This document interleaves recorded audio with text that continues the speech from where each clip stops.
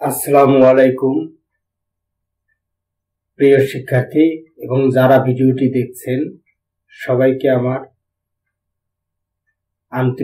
আন্তরিক শুভেচ্ছা এবং আজকের ক্লাসে স্বাগতম।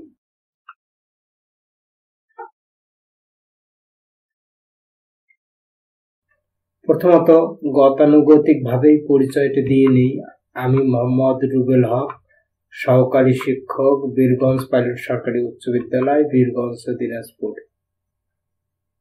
তো আজকের আমাদের আলোচনার বিষয় হচ্ছে অষ্টম শ্রেণীর বিজ্ঞান বইয়ের অষ্টম অধ্যায় রাসায়নিক বিক্রিয়া নিয়ে আমরা একটা আলোচনা করব।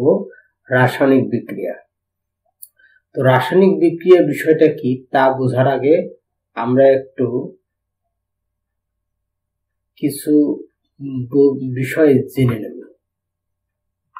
দেখো, এটা তো কয়েকদিন আগে আবার সিজন শুরু হবে। আমের সিজন গেল কিছুদিন আগেই। তাহলে এই আমটা দেখো সবুজ, আর ওই আম কি লাল। এই আমটা দুই রকম দেখার কারণটা কি তোমরা বলতে পারবে কি? এই আম কেন দুই রকম দেখাচ্ছে বলতে পারবা? অবশ্যই সহজ। এটা কাঁচা আম, ওটা পাকা আম।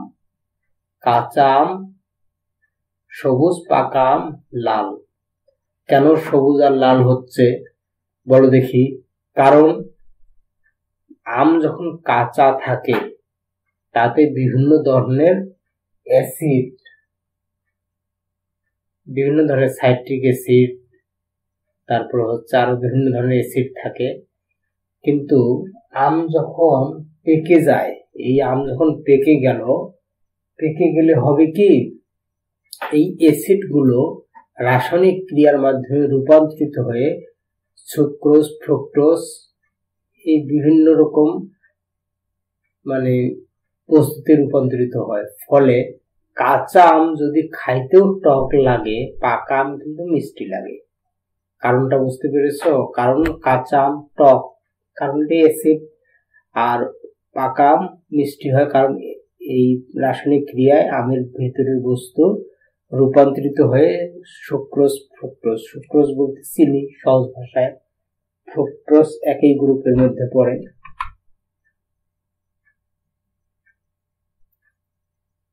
এখানে দেখো তো, এখানে কিছু চিত্র দেখা যাচ্ছে। আমরা কি এগুলো দেখে কিছু বুঝতে পারছি? এই যে মোম জ্বলছে, মোমের জ্বলন। তারপর এখানে একটা গ্লাস আছে, গ্লাসের মধ্যে পানির বরফ জমা, ওখানে আইসক্রিম আছে। কিছু বুঝতে পারছি না, কিছুই বোঝা গেল না। এইটা বোঝা যায় কিছু? দেখো তো, এইটা এই যে দুষ্ট ছেলেটা কি করছে, সে বাটিতে, এই বাটিগুলোর নাম আছে ফ্লাক্স, এই ফ্লাক্সে কিছু পদার্থ দিচ্ছে, সাথে সাথে এইরকম ফেনার মতো হয়ে ছড়িয়ে যাচ্ছে। একটা আশ্চর্যজনক ঘটনা না? এরকম হচ্ছে কেন? আর একটা দেখো, আচ্ছা এটা আমরা দেখি, সাথে আরো একটা দেখি। এটা মোমবাতির জ্বলন, আমরা একটু আগে দেখলাম। তাহলে এইখানে এটা দেখতে পাচ্ছ মাঝখানে একটা, এখানে দেখো আগে ছিল লালচে খয়েরি, তারপর এই বস্তুটা দেওয়ার পর কি হলো দেখো, একবারে স্বচ্ছ হয়ে গেল, কোন রকম বর্ণ নেই। এই যে কিছু পরিবর্তন হচ্ছে, এই পরিবর্তনগুলো কি জন্য বলতে পারবা? এমনকি এই যে তোমরা এটি দেখো, এই জিনিসটা তোমরা ক্লাস 7-এ পড়েছিলা যে দুই বা ততোধিক বস্তু যখন একত্রিত হয়ে সম্পূর্ণ নতুন ধর্মের অন্য একটি বস্তুতে রূপান্তরিত হয়, তখন সেটার আমরা একটা নাম দিয়েছিলাম।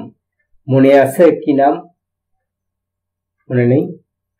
রাসায়নিক বিক্রিয়া। অর্থাৎ দুই বা ততোধিক বস্তু যদি সম্পূর্ণ একত্রিত হয়ে সম্পূর্ণ নতুন ধর্মের আরেক ধরনের বৈশিষ্ট্য বিশিষ্ট নতুন যৌগ তৈরি করে, তখন সেটা সেই পদ্ধতিটাকে বলি আমরা রাসায়নিক বিক্রিয়া। তাহলে এই যে পরিবর্তনগুলো হচ্ছে, এই পরিবর্তনগুলো তাহলে কেমন ধরনের পরিবর্তন হবে? অবশ্যই কেমন ধরনের? আচ্ছা, তোমরা চিন্তা করো, অযথা আমি কেন বলি। তাহলে আজকের বিষয় হচ্ছে আমাদের রাসায়নিক বিক্রিয়া। এখানেও একটা অ্যানিমেশন দেখছো, ওই জারের মধ্যে আগে কিছু দেয়া ছিল, সেখানে আমি দুটো দ্রবণ মিশ্রিত করার ফলে দেখো ফেনা হয়ে এরকম হচ্ছে। তাহলে এই যে হচ্ছে, এটা কিন্তু আসলে এক ধরনের বিক্রি পরিবর্তন। এটাই এই যে পরিবর্তনটি হচ্ছে, এই পরিবর্তনটা যে ক্রিয়ার মাধ্যমে হচ্ছে সেটিকেই বলা হবে রাসায়নিক বিক্রিয়া। তো রাসায়নিক বিক্রিয়ায় যেগুলো অংশগ্রহণ করে আমরা জানিয়ে যাব। তো আবিষ্কৃত মৌলের সংখ্যা কত? অবশ্যই 118টা। তাহলে এই 118টি আবিষ্কৃত মৌলগুলো যখন পরস্পরের সাথে যুক্ত হয় তখনই তো যৌগ তৈরি হয়, অর্থাৎ অণু থেকে যৌগ তৈরি হয়। তাহলে এই মৌলগুলো কিভাবে একটার সাথে একটা সম্পর্কিত হয় সেটা জানার জন্য মৌলগুলোকে আমাদের আগে চেনা দরকার। তো আমরা ক্লাস 7-এ হয়তো কিছুটা পড়েছিলাম, এখানে আরেকটু আলোচনা করব। তো প্রথমে রাসায়নিক বিক্রিয়া কাকে বলে, যেটা বললাম দেখো আরেকটু ক্লিয়ার হয়নি। এখানে এক ধরনের পদার্থ আর এক ধরনের পদার্থ একত্রিত হয়ে একটা নতুন ধরনের পদার্থ তৈরি হচ্ছে। এখানে কি পদার্থ দেওয়া আছে? এখানে দেখো হাইড্রোজেন গ্যাস এবং অক্সিজেন গ্যাস, এই দুটি গ্যাস হাইড্রোজেন অক্সিজেন একত্রিত হয়ে দুই পরমাণু হাইড্রোজেন এবং এক পরমাণু অক্সিজেন মিলে একটা নতুন যৌগ তৈরি করেছে, ওই H2O। জানো H2O কি? অবশ্যই এটা জানো, আগের ক্লাসে পড়েছিলাম। এটা হচ্ছে পানি, তাই না? আমরা যে পানি খাই সেটি হচ্ছে H2O। তাহলে হাইড্রোজেন এবং অক্সিজেন গ্যাস মিলে হচ্ছে H2O। তাহলে এই H2O অর্থাৎ হাইড্রোজেন এবং অক্সিজেন দুটি গ্যাস মিলে পানি তৈরি করলো। এই যে পদ্ধতিটা, এটাকেই বলা হয় রাসায়নিক বিক্রিয়া। তাহলে এখানে দেখো এই জিনিসটা আমরা বোঝানোর জন্য এখানে কি কি জিনিস আছে তা বোঝানোর জন্য কিছু সংকেত ব্যবহার করেছি। যেমন হাইড্রোজেন গ্যাসকে বোঝানোর জন্য H, অক্সিজেন গ্যাসকে বোঝানোর জন্য O, এবং পানিকে বোঝানোর জন্য আরেকটা জিনিস ব্যবহার করেছি, সেটার নাম হচ্ছে সংকেত। তো আমরা এখানে ওই যে ক্লাস 7-এর মতোই কিছু জিনিস জেনে নেব। সংকেত প্রতীক, অর্থাৎ 118টা আবিষ্কৃত মৌলের সংক্ষিপ্ত রূপ কেমন হবে এবং তাদেরকে কিভাবে প্রকাশ করব সেগুলাই আমরা একটু দেখব। তাহলে রাসায়নিক বিক্রিয়া কাকে বলে আমি কিন্তু বলেছি অলরেডি, তারপরও তোমরা তোমাদের সুবিধার্থে বইয়ের ভাষায় ব্যাখ্যাটি দেখতে পারো একবার। কি লেখা আছে দেখো, পড়ি আমরা। যে প্রক্রিয়ায় একটি পদার্থ বিশিষ্ট একই পদার্থ বিশিষ্ট বা একাধিক পদার্থ পরস্পরের সাথে যুক্ত হয়ে রাসায়নিক সংযোগের মাধ্যমে এক বা একাধিক ভিন্ন ধর্ম বিশিষ্ট নতুন পদার্থ তৈরি করে তাকে বলা হবে রাসায়নিক বিক্রিয়া। এখানে প্রথমে একটু ভাষাগত সমস্যা আছে, ঠিক করে নিবা। এবারে দেখো আরো কিছু আমরা বৈশিষ্ট্য দেখবো। দেখো বৈশিষ্ট্য দেখার আগে আমরা একটু আলোচনা করে নেই। আমরা ক্লাস 7-এ মনে হয় একটু আলোচনা করেছিলাম, মূলত আমরা যে সকল বস্তু দেখতে পাই সে কয়েক ধরনের, তাই না? মৌলিক, যৌগিক, তারপরে মৌলিক, যৌগিক আর কি মিশ্র, এরকম হতে পারে। তো প্রধানত দুই প্রকার, মৌলিক এবং যৌগিক। মৌলিক পদার্থ কাকে বলে আমরা ছোট ক্লাসে জেনেছি যে সকল পদার্থকে বিশ্লেষণ করলে ওই পদার্থের ধর্ম ছাড়া অন্য কোনো কিছু পাওয়া যায় না, তখন সেটাকে বলা হয় মৌলিক পদার্থ। আর যৌগিক পদার্থ, যে সকল পদার্থ বিশ্লেষণ করলে বা ভাঙলে দুই বা ততোধিক যৌগের মিশ্রণ পাওয়া যায় সেটা হচ্ছে যৌগিক পদার্থ। তাহলে এই যাবত আবিষ্কৃত মৌলের সংখ্যা 118টি, আমি বলেছি আগেই।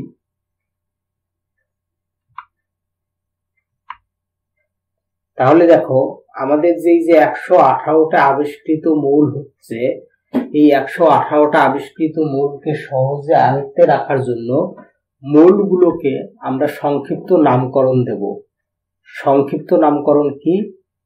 যেমন ধরো আমাদের স্কুলে তোমাদের ক্লাসে যদি 60 জন স্টুডেন্ট থাকে, তাহলে 60 জন স্টুডেন্টের নাম কিন্তু লিখতে গেলে অনেক বড় বড় করে লিখতে হবে, 60 জনের নাম লেখাটাও মুশকিল। কিন্তু সবাইকে কল করার জন্য যদি আমি তোমাদের এই যে রোল কল করি, রোল কল ধরি যদি, তাহলেই কিন্তু আমাদের সবার নামকরণ হয়ে যায়। তাহলে এক মানে কার রোল, এক মানে কে, সে ঠিক জানে যে তোমার যে রোল সেটা তোমার নাম্বার, তুমি ঠিক জানো। ঠিক একইভাবে এই যে সংক্ষিপ্ত রূপ, অর্থাৎ কোনো মৌলকে প্রকাশ করার জন্য যে সংক্ষিপ্ত রূপ দেওয়া হয় সেটার নাম হচ্ছে প্রতীক। তাহলে প্রতীক কাকে বলে? মৌলের সংক্ষিপ্ত রূপকে বলা হবে প্রতীক। খেয়াল রাখবা, মৌলের সংক্ষিপ্ত রূপকে বলা হবে প্রতীক। যেমন অক্সিজেন, অক্সিজেনের প্রতীক হলো ও, হাইড্রোজেনের প্রতীক হচ্ছে H, নাইট্রোজেনের প্রতীক হলো N, এভাবে ক্যালসিয়ামের প্রতীক Ca। এরকম 118টি মৌলের প্রতীকের আলাদা আলাদা চিহ্ন আছে, এবং এই চিহ্নগুলো কিভাবে দেওয়া হয়, অর্থাৎ অক্সিজেন কেন আমি ও বলছি, হাইড্রোজেনকে কেন H বলছি, এগুলোর কারণও আছে। সাধারণত এই মৌলগুলো ইংরেজি বা ল্যাটিন নাম থেকে নেওয়া, এই নামগুলো, মৌলের নামগুলো, এই মৌলের ইংরেজি বা ল্যাটিন নামের সংক্ষিপ্ত রূপ, মানে প্রথম অক্ষর বা প্রথম 2 অক্ষর বা 3 অক্ষর নিয়ে যে নামকরণ করা হয় সেটাই হচ্ছে মৌলের প্রতীক।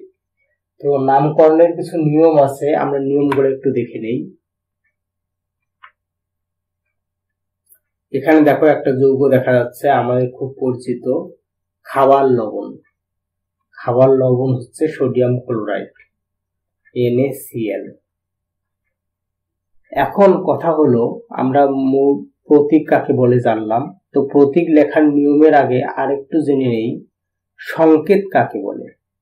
সংকেত হলো যৌগের সংক্ষিপ্ত রূপ। কোনো একটা যদি যৌগ হয়, যৌগ কাকে বলে? 2 বা ততোধিক মৌলের মিশ্রণ থাকতে হবে। যেমন এই উপরে যে চিত্রটি দেওয়া আছে, সোডিয়াম এবং ক্লোরিন, সোডিয়াম এবং chlorine, sodium ion chloride ion একত্রিত হয়ে সোডিয়াম ক্লোরাইড খাদ্য লবণ তৈরি করেছে। এই যে একটা যৌগ তৈরি হয়েছে, এই যৌগটির সংক্ষিপ্ত রূপকে বলা হবে সংকেত বা ফর্মুলা ইংরেজিতে। যেমন ক্যালসিয়াম কার্বনেট, চুনা পাথর হচ্ছে CaCO3, এটি হচ্ছে ক্যালসিয়াম কার্বনেটের সংকেত। পানির সঙ্গে তোমরা জানো H2O, গ্লুকোজের সংকেতটিও মনে তোমাদের জানা। তো এটা কিভাবে তৈরি হয় দেখো, এটা যেমন হাইড্রোজেন ক্লোরাইড, এটা পানি, এখানে N আছে একটা, H আছে 3টা, এটা অ্যামোনিয়া, এটি মিথেন। এইভাবে যে তৈরি হয়, একটা যৌগে কয়টা পরমাণু আছে, কিভাবে যুক্ত আছে, মানে কয়টা পরমাণু কি অনুপাতে যুক্ত আছে সেটি যে দেখানো হয় সেটাকেই বলা হবে সংকেত। যেমন এখানে মিথেনের ক্ষেত্রে শেষে দেখো, শেষেরটাতে, শেষের একবার শেষে মিথেনেরটাতে, এই যে শেষে মিথেনেরটাতে কার্বন আছে একটা, হাইড্রোজেন আছে 4টা, তাহলে কার্বন একটা, হাইড্রোজেন 4টা। এই যে CH4 দেখানো হচ্ছে, এটি হচ্ছে মূলত আমাদের সংকেত। তাহলে এটি হচ্ছে আমাদের মূলত সংকেত, যৌগের সংক্ষিপ্ত রূপই হচ্ছে সংকেত। এবারে যোজনী কাকে বলে, এটা একটা গুরুত্বপূর্ণ বিষয়। যোজনী কাকে বলে? কোন পরমাণু, একটা মৌলের একটা পরমাণু আর একটা মৌলের আর একটা পরমাণুর সাথে যুক্ত হয়ে তো বিক্রিয়াগুলো তৈরি করে। এই বিক্রিয়া তৈরি করার সময় একটা পরমাণু আর একটা পরমাণুর সাথে যে যুক্ত হওয়ার প্রবণতা, অর্থাৎ কিভাবে যুক্ত হয় সেই প্রবণতাটাই হচ্ছে যোজনী, বা যুক্ত হওয়ার ক্ষমতাই হচ্ছে যোজনী। যেমন আমরা দেখেছি পানিতে হাইড্রোজেন দুইটা, অক্সিজেন একটা। তাহলে এই যে হাইড্রোজেন দুইটা হাইড্রোজেনের সাথে একটা অক্সিজেন যুক্ত হলো, তাহলে অক্সিজেনের সাথে হাইড্রোজেন যুক্ত হতে গেলে দুইটা লাগে, তাহলে অক্সিজেনের যোজনী হবে 2। একইভাবে হাইড্রোজেন একটা একটা করে যায়, তাহলে হাইড্রোজেনের যোজনী হবে 1। যদি 2 হতো হাইড্রোজেনের যোজনী, তাহলে ও আর H মিলে তো হতো পানি, কিন্তু তা তো হয়নি, H2O হয়েছে। ফলে অক্সিজেন দুইটার সাথে যুক্ত হতে পারে, তার যোজনী 2, আর একটা হাইড্রোজেন একটার সাথে যুক্ত হতে পারে, এই জন্য তার যোজনী 1। আশা করি বুঝতে পেরেছো। যোজনী সম্পর্কে জানবো। অধাতু সমূহ যাদের যোজনী 1, এদের নামগুলি দেওয়া হলো। হাইড্রোজেনের যোজনী 1, ফ্লোরিন এর যোজনী 1, ক্লোরিনের যোজনী 1, ব্রোমিনের যোজনী 1, আয়োডিনের যোজনী 1। আবার ধাতু সমূহের ক্ষেত্রে সোডিয়ামের যোজনী 1, পটাশিয়ামের যোজনী 1, কপার এর যোজনী 1, সিলভার এর যোজনী 1, গোল্ড এর যোজনী 1। আর যাদের অধাতু যাদের যোজনী 2, যেমন হচ্ছে সালফার, অক্সিজেন, কার্বন, এদের যোজনী।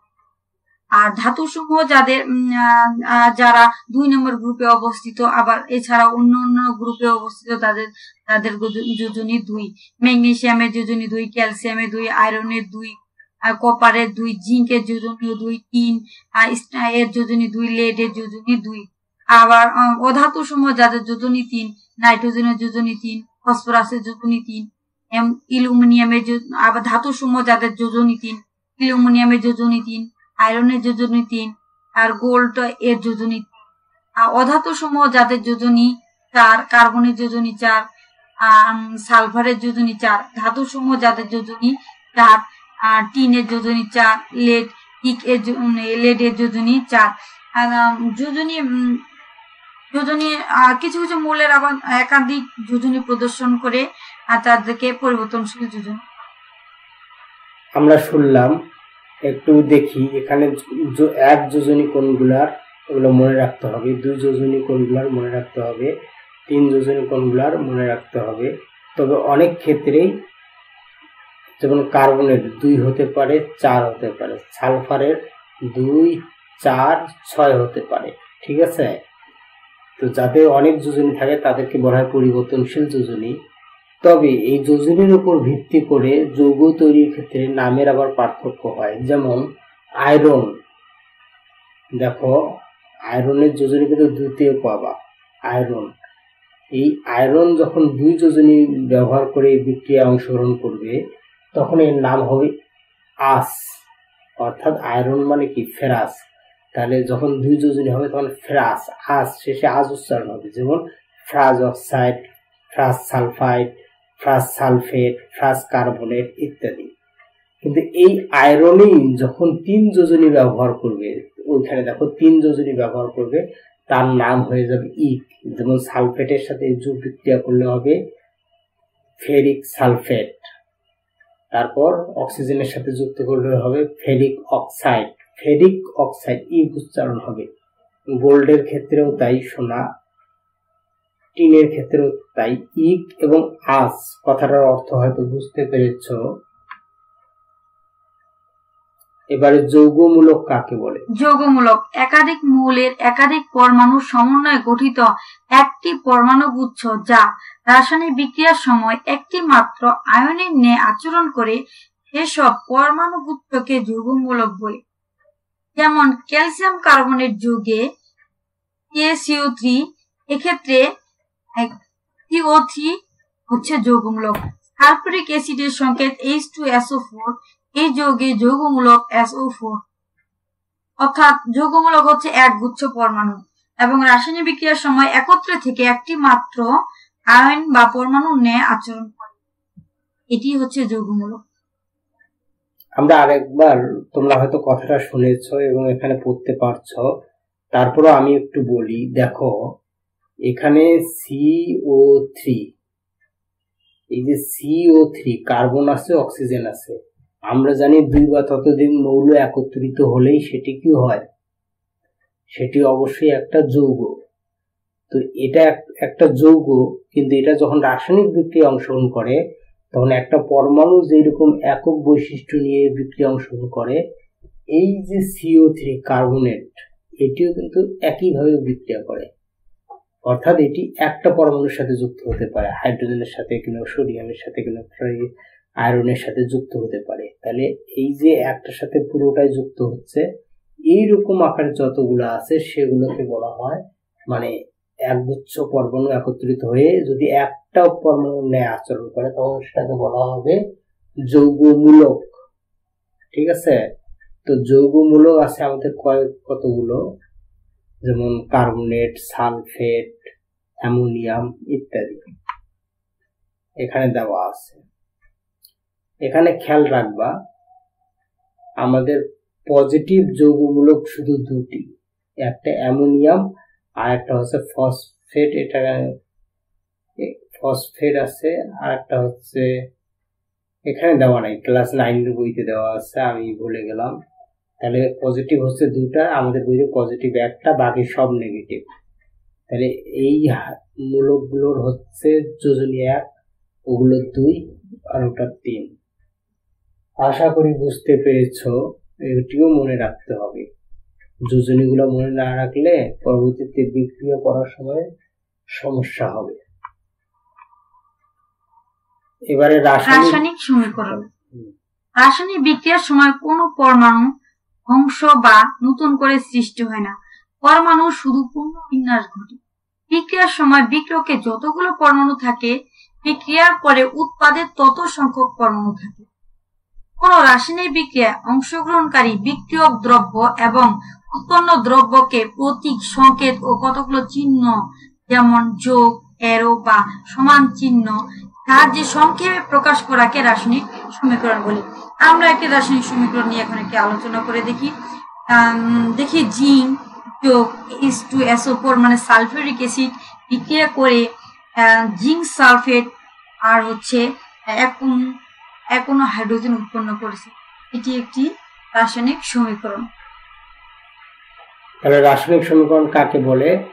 যে দুই বা ততোধিক পদার্থ একত্রিত হয়ে যে নতুন যৌগ তৈরি হচ্ছে তাকে রাসায়নিক বিক্রিয়া বলা হয়।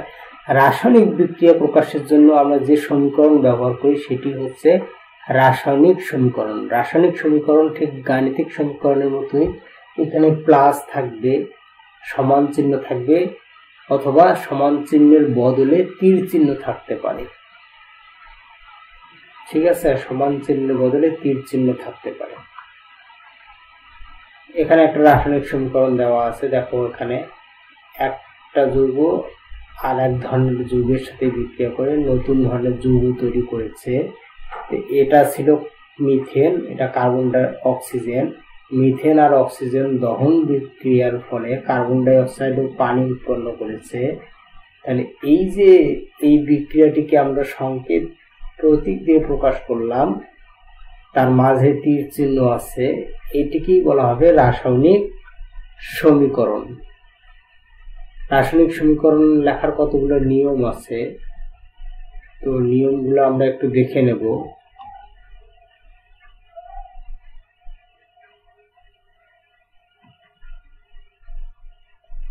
এই নিয়মগুলো আমরা আরেকদিন আলোচনা করব, আজকে আমরা এদিকে আলোচনা বাড়াবো না। নিয়মটা আমরা আরেকটু আলোচনা করে নিই, একটু আছে তো। দেখো, রাসায়নিক বিক্রিয়া লেখার নিয়ম হচ্ছে পদার্থ যেগুলো অংশগ্রহণ করছে একটা বিক্রিয়াকে দেখি। এই যে মিথেন অক্সিজেনের বিক্রিয়া, কার্বন ডাই অক্সাইড ও পানি উৎপন্ন হলো, এই বিক্রিয়ায় যারা বিক্রিয়ায় অংশগ্রহণ করলো এদেরকে বলা হয় বিক্রিয়ক। কি বলা হবে? বিক্রিয়ক। বিক্রিয়কগুলো বাম পাশে আর উৎপাদগুলো ডান পাশে রেখে মাঝখানে সমান চিহ্ন বা তীর চিহ্ন ব্যবহার করতে হবে। এই সমান চিহ্ন কখন ব্যবহার করবো আর তীর চিহ্ন কখন ব্যবহার করবো, এটা একটা প্রশ্ন। যদি এদিককার মোট পরমাণুর সংখ্যা ওইদিককার মোট পরমাণুর সংখ্যা সমান হয় তাহলেই আমরা কেবল সমান চিহ্ন ব্যবহার করব, অন্যথায় নয়। একটা জিনিস খেয়াল রাখবো, আমরা জানি পদার্থের কখনো ধ্বংস বা সৃষ্টি হয় না, শুধু এক অবস্থা থেকে অন্য অবস্থায় রূপান্তরিত হতে পারে। তাহলে এখানে যে কয়টা কার্বন আছে ওইদিকে সে কয়েকটা কার্বনই থাকার কথা, এদিকে জয়টা হাইড্রোজেন আছে ওইদিকে তয়টাই হবে, এদিকে জয়টা অক্সিজেন আছে ওইদিকে তয়টা অক্সিজেনই হবে। এইটা সমতা করতে হয়, আরো কিছু নিয়ম আছে, তো নিয়মগুলো আমরা একটু পড়ে নিই। যেমন রাসায়নিক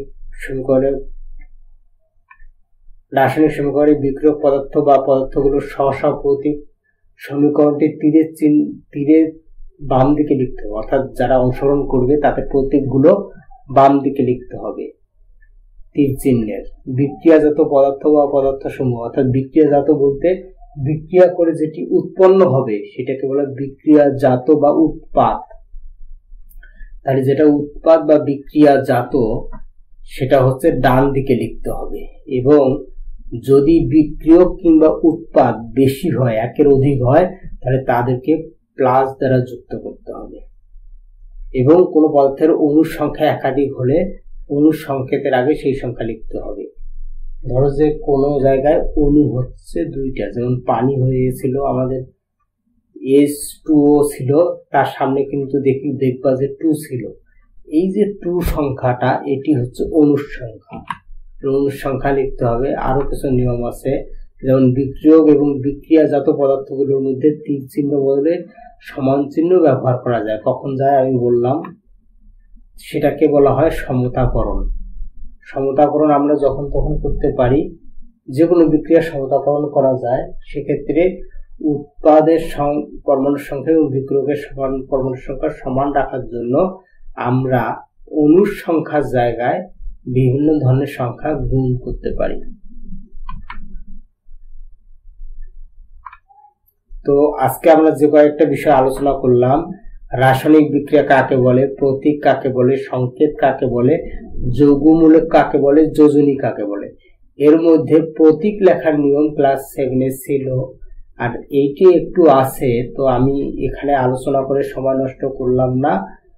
এটা পরবর্তীতে যদি কারো প্রয়োজন হয় বলতে পারো। প্রতীকগুলো মনে রাখতে হবে। সংকেত কাকে বলে আলোচনা করা হয়েছে, যৌগমূলক কাকে বলে, যোজনী কাকে বলে, এগুলো একটু দেখে নিবা। তোমাদের জন্য একটু বাড়ির ছোট্ট কাজ।